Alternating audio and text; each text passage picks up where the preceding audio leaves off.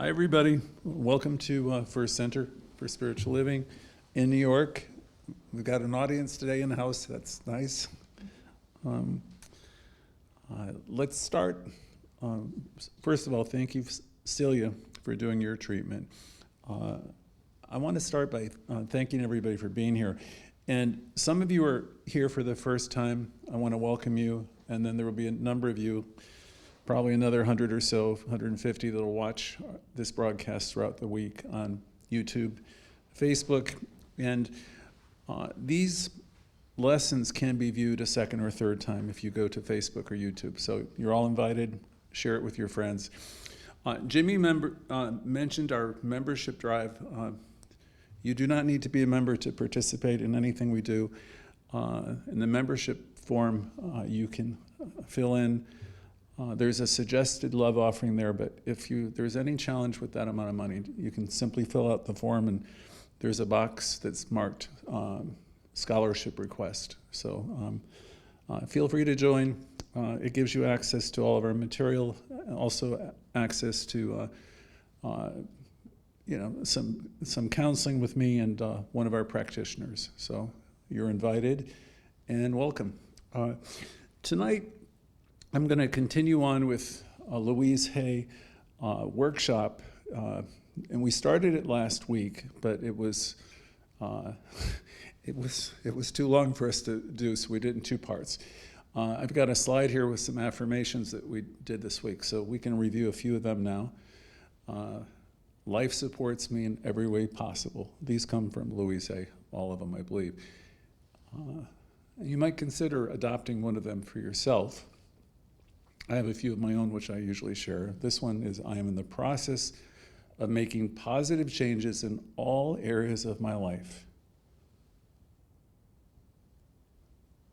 Okay, here's another.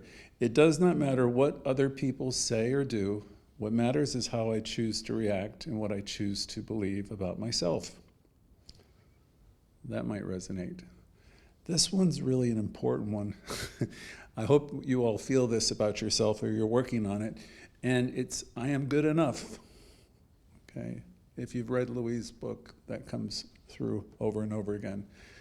I forgive everyone in my past for all the perceived wrongs. And next, I let go of all fear and doubt, and life becomes simple and easy for me. Everything I need comes to me at the perfect time. In Science of Mind, we have another one. We're always in the perfect time, perfect place. I love, accept, and approve of myself. That's probably one of the main affirmations from the book, You Can Heal Your Life. I've probably said it 100,000 times by now over the past 25 years. I love, accept, and approve of myself. And then we would add, exactly as I am. And this is a nice one for the morning. Today is going to be a really, really good day. How many of us wake up and have that in our consciousness? Or is it, oh God? So it'd be better to use hers. Today is going to be a really, really good day. Okay. And here's another, and then I'll get into the lesson itself. All that I need to know at any given moment is revealed to me. My intuition is always on my side. That thing is in you that you're looking for, is what we're hoping you in these classes begin to understand. So I'm going to review some of the key points from last week, since I did this lesson in two parts. This whole underlying notion in our audience, if you're new, of not being adequate or not being good enough. Or if you're operating from a place of self-criticism or doubt, or you don't have a high opinion of yourself. Last week we said, and I'm borrowing from Raymond Charles Barker, we need to develop bigger buckets. Louise Hay would ask the question in her book, what are you approaching the ocean of life with? And she asked you to imagine yourself having a container. And I think I have the book half memorized. Are you approaching the ocean of life with like a Dixie cup? Or are you approaching the ocean of life with a coffee cup or a larger container. Barker was teaching the same thing in one of his talks. Raymond Charles Barker was the founder. And he says, he challenged us to approach life with bigger buckets. It's going to be as good as you can imagine. So this is for us. The science of mind teaching, and Louise would say, whatever you put comes back to you multiplied, whatever you put out there. So we want to have a consciousness of knowing that we deserve, the best of the best. Dr. Bill comes to mind. He used to say, this is a first-class teaching for first-class people. And if you want to know what he meant by that, is he said, the whole universe is yours and will respond to you if you have the consciousness to receive, if you feel like you deserve. Louise would say resentment, criticism, guilt, fear. These are the really damaging problems, and they cause more problems in our bodies and our experiences than anything else. So she would be suggesting you start to inquire within, and because we have a tendency to look outside of ourselves. It is our beliefs that attract things to us. And there's a release that we used last week, which came from Louise's. This was a workshop she was doing. I'm willing to release the pattern within me that's creating this experience or this condition. Say, if you think of anybody you're pointing a finger at now, you're blaming someone, it would be far better for you to realize I'm 100% responsible. I'm creating my own life, right? So I want to release the pattern within me that's bringing forth this experience to me. The minute you say this or do this affirmation, this release, you're stepping out of being a victim. The other way is you're saying somebody did something to me, and I've done it, we've probably all done it, but we're wanting to become more empowered. So I release this pattern, the pattern within me that's creating this experience. You are saying, I may not understand it, but somehow I'm beginning to understand that I have contributed to the creating of this situation. And now I want to take my power back, and I'm releasing this pattern and letting it go. Louise next spoke of, and again I'm reviewing from last week, resentment of any kind of others, criticism towards others, ourselves, guilt in any form, of our past, and fear of the future. These are all the patterns that will work against us. She called them the most damaging patterns. And these are things we work on here. She moved into another discussion point in her workshop is we don't need any more anger. We need more self-acceptance and self-approval. We are already the perfect outer expressions of our inner consciousness. So let me break that down for you. We're already the perfect outer expressions of our inner consciousness. So what that would say to us in the teaching is, my life is going to be a reflection of my understanding. My life is going to mirror my consciousness. So if I don't like what's in my life, our instruction here in the teaching, Science of Mind, or with Louise Hay's book, is if we change our thinking, we will change our life. If we work with our consciousness, the outer world will start to shift. Another thing I'm fond of saying at this point is whatever is going on, it's only a thought I'm having, and a thought can be changed. So we do a lot of work with changing our thoughts. Affirmations are very, very useful. They're important, even if you don't entirely believe them yet. But as you start using affirmations, you build up consciousness around an idea. I'm loving and lovable. You might not feel that you're very loving and lovable just yet. But as you say that to yourself and you bring yourself to a point of belief, then things start to happen. If you put a little bit of passion in the affirmation, that would be Dr. Grayson's contribution to the teaching. He put feeling into your treatment. I'm not going to teach affirmative prayer tonight, but the thing is, with your affirmations, keep doing them till you start to believe them yourself. I remember years ago, I would be saying I'm supplied and supported probably 30 times a day. And I would be saying, this is God in my life. When I was going through some very challenging times, but I was beginning to build up my consciousness and telling myself everything's whole, complete, all is well. These are all affirmations you can learn from, You Can Heal Your Life. And they begin to take form because, again, my outer world is a reflection of my inner world. Notice Louise said of what you're thinking at this very moment. Do you want this thought to be creating your future? Every Thursday night, at some point, I ask the question, what's it been like being you this week? And what I'm asking is, what has your thought been? Because that can be called the train of causation. If your thoughts are negative or tend to be negative throughout the week, then I just want everyone to start to understand that that's what's creating your life. So we want to pay attention to that most important conversation that we're having with the most important person in our world.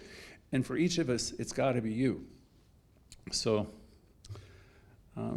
if you learn nothing more from me, that's what I always suggest is pay attention to what you're thinking, because your thoughts, or the tendency of your thoughts, that's going to be what's going to be showing up in your life. I've done a lot of workshops on this myself, which I explain how this all works. I'd have a whiteboard, and I'd have an iceberg on the top of it. There I am with my conscious mind making all kinds of affirmations. I'm whole and complete, I'm healthy, wealthy, and wise. I mean, slim, trim, and racy. I could say all kinds of things. But if I don't believe it, see, our ability to use our conscious mind is very, very important because we can select with our conscious mind. But we want to get to a point where we believe what we're saying so it can show up. I'll have a projector. These are our beliefs. There'll be a screen of our life. So we're always working with our consciousness. We want to learn to become the guardian at the gate of our consciousness. I think that was Florence Scovel Shinn. So, you're the only person that can do this for you. So Louise went into next. This is the second part. Now I move into the end of her workshop. We want to move through life feeling safe and happy, secure. We want to find ways to release stress and worry. If you're new to the teaching, new to our center, because we have now over, I think, 3,000 or 4,000 names. People have checked in. If you're any of these folks who are new and you're trying to figure it out, all I can suggest is, keep tuning in, listen to the rebroadcasts, and start bathing yourself with some of these positive ideas. Because every week, be it Wednesday, Thursday, or Sunday, we're going to be presenting ideas and approaches so you can center yourself and start to understand that you have power within that you can use. I'll talk to you about this guy, Ernest Holmes, different classes. And he would say, there's power for good in the universe greater than you, of which you are a part, and you can use this power. So, you might look at your life and say, my God, it's a mess. You don't understand, right? I've had a lot of people tell me that. You don't understand. And I don't understand what everybody's going through exactly. But Louise Hay would say, having listened to thousands of people in her career, she says that they come in with loads of different issues, but she said the bottom line for everybody ultimately is I don't feel okay. I don't feel okay about me. I don't know where it came from, I don't feel adequate, I don't feel enough. And so there's a reason her book has sold, I think, 65 or 68 million copies. It's like she touched a nerve in humanity. And it's such a huge, she's helped, so many millions of people, and she's really done a lot for the whole New Thought movement. So to heal our lives, to change our life, we want to get in touch with the idea that we have power within us that's bigger than anything that we're, the power you have access to is greater than any of the problems that you have. You have the ability to draw on that power. once you learn how it works. The thing is, we're all using the power anyway. In other words, life is responding to me. And if I'm filled with fear, doubt, and worry, what do you imagine shows up in my life?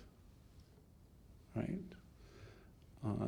If I can start embracing some affirmations and bring them into my consciousness, and I can, especially if I start to believe what I'm bringing in these affirmations, they're going to start showing up in my life. We're going to shift the balance. You might think you're very negative or more negative than you would like. Well, if you start embracing affirmative prayer or using affirmations, you're going to start to tilt that. It's like a teeter-totter from the negative to positive. And there's an expression that I learned from a different program years ago. You're going to become amazed before you're halfway through if you just make the start. And there's an old saying from one of the songbooks associated with You Can Heal Your Life. Hal Joseph had a song, and the lyric was remembering and forgetting. It's the game that we play.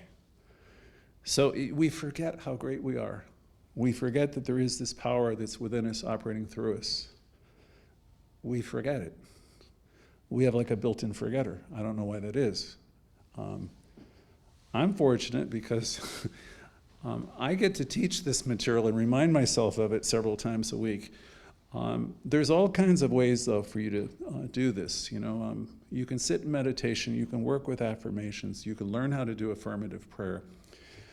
A Reverend Jane Claypool I met years ago, and she said this treatment, this affirmative prayers, she says it's astonishing the power that you have. You can heal. It wouldn't matter if you had a pimple, or you were dealing with some kind of a tumor, or you were dealing with a relationship. You have power to heal. You have power to use. And there's a lot of science that bears that out now too. So we begin with our thoughts, right? So moving back to Louise and her particular workshop, she said, nothing, no person or place or thing has any power over us. Think about that. No one has any power over you unless you give it to them. So I've looked in my life and I can see where I've given my power away lots of times. And I'm sure many of you have too. But the thing we want to come to realize here is we don't have to. We can be in a new moment, right? And you can. Raymond Charles Barker had a famous talk, which was built around the idea of yesterday ended last night. So it doesn't matter if you've been giving your power away for the past 5 years in a relationship or in a job or anywhere else. You can be in a new moment today, and you can look at your life differently. Yesterday ended last night. So you can step into today and say, starting right now, I'm going to do it differently. Joy was touched upon next. And she said if you can bring yourself to a place of happiness and joy, you're going to experience more and more of it.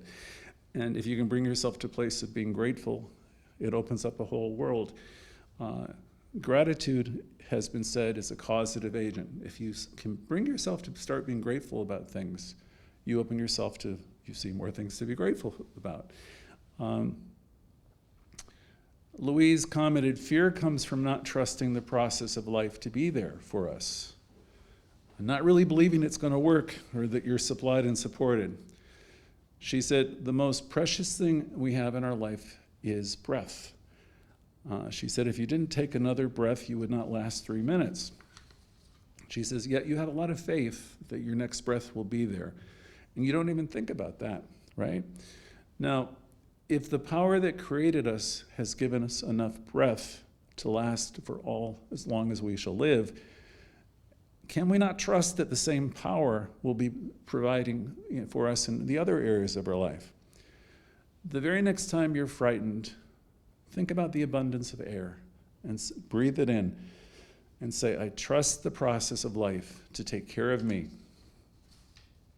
It might be true that when you were a child that there were difficult times, she said. There might have been times where you felt lonely or unwanted, unloved. Perhaps you were rejected or abandoned in some way, or in some cases, with some of you even abused, or you felt humiliated. There were terrible times in our lives. Many of us have gone through something, right? Some of them may have been so awful, she commented, that you don't even remember them. You've repressed them. But she was commenting at that point in her workshop, the past has no power over you. It doesn't if you choose to live in the now. So, and it's a little bit of work to live in the now, because Ernest Holmes was saying we carry around a lot of dead wood, or he actually said corpses. Now, what do you think he was talking about? If I'm carrying around all my grievances and everything that's happened to me, and if I'm carrying that with me, and I'm letting all that define me, then it'd be very difficult for me to be in a new moment. If I have a history with somebody and I'm carrying that history around, it's tough to be in a new moment, because I want to remove that somehow. That's the work. So I can be free. The point of power, she said next, is always in the present moment. So each moment potentially can be a new beginning. That's a very special idea for me. I've thought about writing around that subject for many years, a new moment, because in a new moment, anything's possible. Anything. So let's know together, this moment is a new beginning for you right now, here and now. Let's take the past and any of the things that come to mind of the past that look like grievances, judgments, worries, fears, anything that you've been thinking of as recently as even right up till today, this afternoon, any worrisome thoughts. And Louise said, envision wrapping all of that up in the pink of divine love, and be sure to include everything that comes to mind. Watch yourself, imagine yourself wrapping it up in divine love, anything that represents a care, concern, worry, resentment. And in your mind, in your heart, see yourself releasing it and say, I let it go. We affirm that you are free now. You're not your mother, nor are you her fears. You're not your dad or his beliefs. You're not any of the relatives or their opinions. You're not the teachers who taught you way back when. And you're certainly not representing any of the limitations of any early religious upbringing. You are yourself a divine, magnificent expression of life. You're unique. You're 1 in a billion. You're probably not, it's 1 in a trillion. You're unique and special and wonderful, one of a kind, a special individualization of source, of spirit. Since the time began, or since the beginning of time, if there ever was a beginning, right? There's never been another person like you, and there never will be. You're unique in all the world. Therefore, there's no competition. There never will be a comparison. You wouldn't want to compare yourself to anyone else. You have your own unique talents, abilities, and your own special way of expressing life, and you're worthy of your own love. We try to cultivate that here, by the way. We love ourselves, learn to love ourselves, and we understand, in the greeting namaste, we see the divinity, the God, the good, that's in everybody. And even when they're not measuring up to our standards, we understand that they're evoluting along and they're doing the best they can with what they know. And we hold them harmless. And, we're loving everybody. We're loving ourselves. And so we can be free of so much stuff that we've held on to before. Louise added, which I've already said in that workshop, it's been my experience that the very bottom line for everyone I've ever worked with was always, I'm not good enough. In some way, it always comes down to that. Somehow people were not feeling enough or good enough. And they often added to their sense of self as, I don't deserve, it's too late, I don't deserve to be happy, So you might check out wherever that shows up in your life. They really can't imagine how wonderful they are. They don't understand that they're a part of God. They don't understand that within them is this presence. And they don't understand the presence is in them and it's in everyone, and that we're all connected in this one life. She thought it always comes down to basic themes with most people. Some of you, again, are new to the teaching. Some of you have been studying it for many years. I hear every week, you've been studying Louise and you're finding her again, and your kids are finding her. Some of you have been working with new thought, and possibly you've worked through some of these very issues. For many of you, it's new. So I have to be mindful of that when I'm doing my talks, because I make an assumption that everybody knows, and that isn't always the case. As you think about yourself, does any of this sound familiar? Can you hear any part of yourself where you're a little bit too critical of yourself or others? Where you say or you think you have a feeling that you're not adequate or not good enough? Do you compare yourself to other people and find in the comparison that, you don't measure up? Where does all that come from, do you imagine? I'm going to tell you, Louise would suggest it comes from her early years. Are you critical of yourself? Are you judgmental in any way? Are you trying to live up to standards that were passed on to you when you were a child? Where do these standards come from? We all come from some kind of tribe. I think mine was Irish Catholic, and there's a whole bunch of stuff, and eventually I had to look at that stuff and say, this doesn't work for me anymore. And you're creating your own life by virtue of your beliefs. So it's worthwhile taking a look at some of these. If you're still doing it yourself, just take a look at it, and start to let go of the things that don't empower you. She said these are the things that we want to identify first, and we want to learn to let go of. These negative beliefs are very strong, or they can be. And she said, how can you possibly live this great, loving, prosperous, healthy life if you're hanging on to all the negativity? Somehow, your subconscious, that's the part again. I can think all these great thoughts with my conscious mind, but somehow my subconscious beliefs will be always tripping me up. So the definition of affirmative prayer, one of the two, would be it's the time, the art, the method of ridding this negation or this negativity from us. So, I can go around and say I'm healthy, wealthy, and wise, I'm great and wonderful, but if underneath the surface, I got a counter conversation, so you really want to neutralize the negatives, right? If I have resentment within me and a lot of criticism and guilt, I really want to find a way to let that go. She went on to say, so these are damaging patterns. They create havoc in our lives, and we definitely have the power to expel them, to neutralize them. Bill Tolliver used to say, Dr. Bill, we're in the business of changing in the lesser ideas for greater. That's what we do. So we're going to look at all these thoughts, and we're going to pay attention to the conversation we're having every week with the most important person in the world, our world, which is us. We're going to drop blaming and others and all that.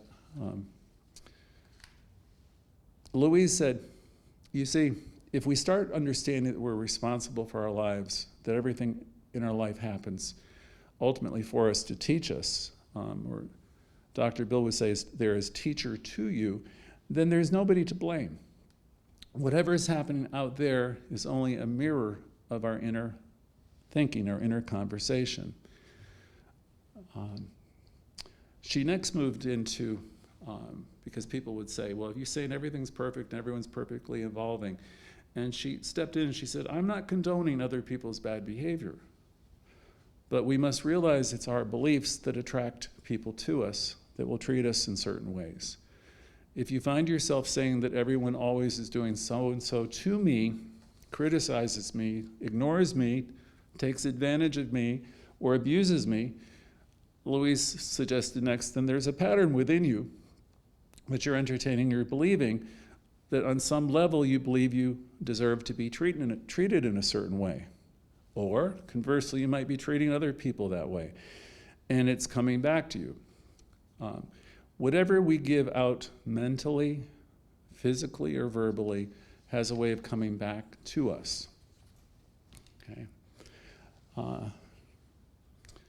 There was a teacher from Boca years ago, Mary Curewitz. I don't know if anybody remembers her. She was a practitioner and a friend of mine, and many, many years ago. And she said, you were raised up in a certain religion. I said, yeah. And she said, well, Greg, you were a child of a lesser God. I said, what do you mean? She said, you were always praying for somebody to give you something and redeem you, save you, and all this stuff. I said, yep. I would do this if you do that, those types of prayers, right? And she said, you were a child of a lesser God. She said, Greg, the universe so loves you that it responds to your every single thought. It doesn't miss a single one. Every thought you think is creating your future. So that's the thing we want to understand as we come together. Every thought we think is creating our future. So we want to be the guardians of the gate. We want to pay attention to what our thinking is. We want to pay attention to what the conversation is that's going on within us. And come to obvious conclusions. You've done the best you could throughout your life with everything to bring you to the point where you are. And once you can have that consciousness and stop being negative, and stop beating yourself up, and stop comparing yourself, you'll logically be able to better extend that to other people. So we want to have the willingness to grow and evolve. And then she went into an area, people are working jobs that they're unhappy with, and she made a few comments to the people that were on that train of thought. She said, it's going to be impossible for you to ever attract a great job with the belief system where you're being very critical of the place you work or your boss. She said, if you want to enjoy the time you have at your job, you need to find a way to change your thinking. And she went into the next section about that by saying, I'm a great believer in blessing, love. Blessing every person, even, a friend from Florida, Pat, used to say, she's always blessing everybody and saying thank you to everybody. And she's doing a version of namaste with everybody. Louise, too, I'm a great believer in blessing every person I encounter. She says, let's start with our jobs. When you go in the morning, bless, your mind. Bless the place, bless your employer and your workers. And even if you're not in love with your job, she says that's the best way to move into something better is by blessing it, being grateful for it. Same could be true of your relationships or your health. Bless the health that you do have. Bless the relationships that you have. And the relationships will get better. Or if they're the wrong relationships or jobs, the circumstances will change because you're not energetically all tied up with it. We want to start to live the affirmative life and have affirming consciousness. So we center ourselves in that awareness and we practice it. Louise mentioned there's a lot of people that don't want to take responsibility for anything that happens to them. I've met them. It's like everybody's, I can think of two people immediately, because I listen to them and I just shake my head. You understand after a while, you caused your own experience. So wherever you've got that index finger pointing at someone, it's better to pull it back in. There's an expression, if you spot it in others, you have it yourself, you've got it. So people have a tendency to be focused outward and they point fingers and they blame and they get to be right in their own mind, but it doesn't change anything. A lot of this usually goes back to childhood, and we pick up a lot of attitudes towards work and different subjects by our parents, grandparents. And no matter what your history has been, you can change your thinking now. I'll invoke another name, Ram Dass said, be here now. So, you really can start again. It doesn't matter. It's never too late to start your day over. You can start again. And you can, if you trip up, you begin again. Louise's suggestion was bless your boss, bless your coworkers, bless the customers, bless your living situation, bless your cars, bless the subway. Whatever you're doing when you're doing that type of spiritual work, you're creating a mental atmosphere within you and around you. And you're going to start to notice that things are going to lighten up and things are going to be better. Louise added, I've never understood the reasoning behind putting down or berating other people at work or anywhere else. And if I'm an owner, and she was an owner of a large publishing company, she said, I never saw how blaming anybody ever solved anything. She says, people want to be appreciated, acknowledged, and encouraged. So bless them, say thank you to people, encourage people. I was told years ago by Dr. Bill that we're here to be the cheerleaders. You know, if we have this teaching, it's a great gift because you know you're one with life, you're one with this creative energy. So it's very easy for us to compliment and acknowledge and say good job to people. The world needs more of that. Criticism doesn't work. So she went through a whole next section about jobs and stuff, but I think I've communicated the main part of it. Louise's advice, a little bit more on work, is she said you can apply this advice at home as well. They asked her for affirmations relating to work or home life, and she said, I'm deeply aware that whatever I give out comes back to me multiplied. So that's a simple statement, but you can think about it. If you're really an encouraging person, you know, if you're really coming from a place, if you're encouraging people and you're saying thank you and you mean it, you don't just say it, you mean it, that comes back to you. If you're a lifter in life, you know, if you really, you know that you're connected with life, and and everybody that you encounter, we have an expression here, every encounter is a holy encounter. So maybe you want to step up a little bit more and, acknowledge people. Do your best to do a little bit more along those lines. And she said we can all flow together in a more productive and joyous way. But you can't make people do anything. This is, the work we do is in mind, we do it ourselves. Okay. She went into problem solving and said there aren't any problems that don't have any solutions. There aren't any questions without answers. So choose to go beyond any problems and know that there's a divine right action right now. There's a solution. You could say to yourself, I could see peace instead of this. You could say to yourself, I know all is well. Her suggestion next is be willing to learn from any discord or confusion as it comes up. It's important to release all blame and turn within to seek the truth. And I said this before already, she said it twice. I want to be willing to release whatever pattern within me, in my consciousness, that's contributed to the situation. So I'm looking at this exercise. A couple more points. Louise commented that all of us are inspired every day and productive. And as we allow ourselves to be more inspired and listen to Spirit, the world will open up to us. Divine harmony operates within and around us, within us, and in every person we encounter. When you know and declare that it's possible to successfully operate according to divine principles, the universe will bring you,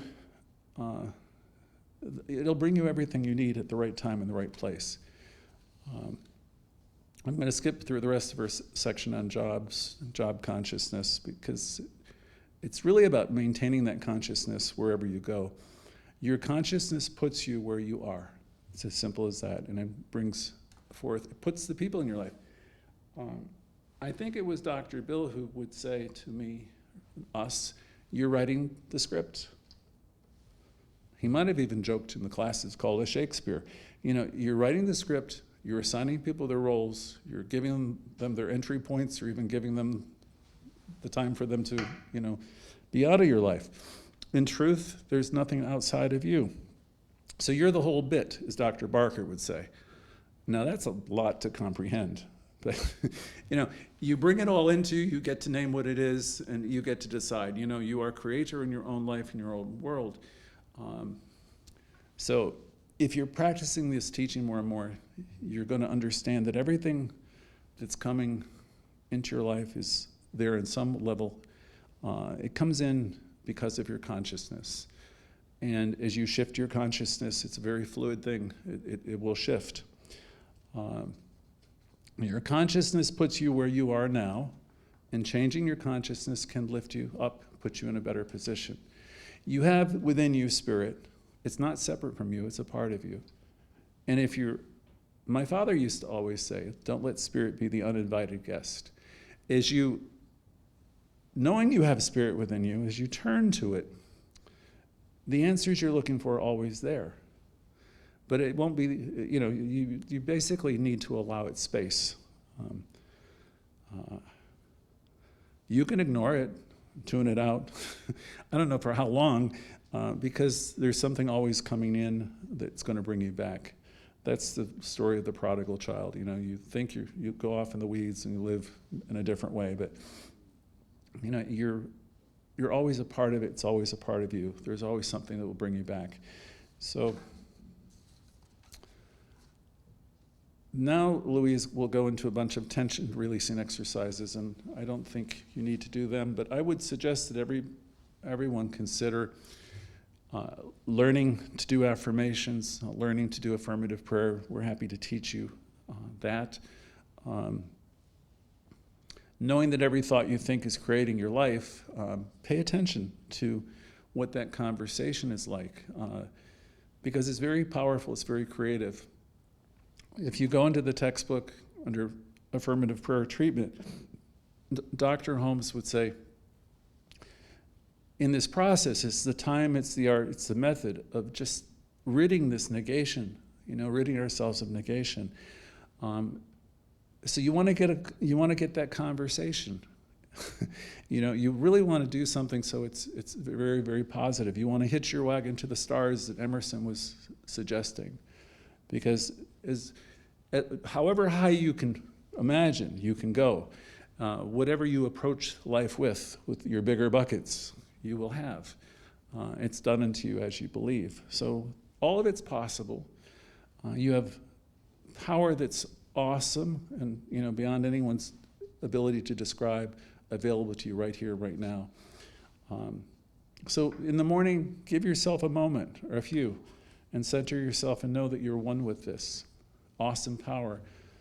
And it has to respond to you. It doesn't have a choice. So, if you understand that, it obeys you.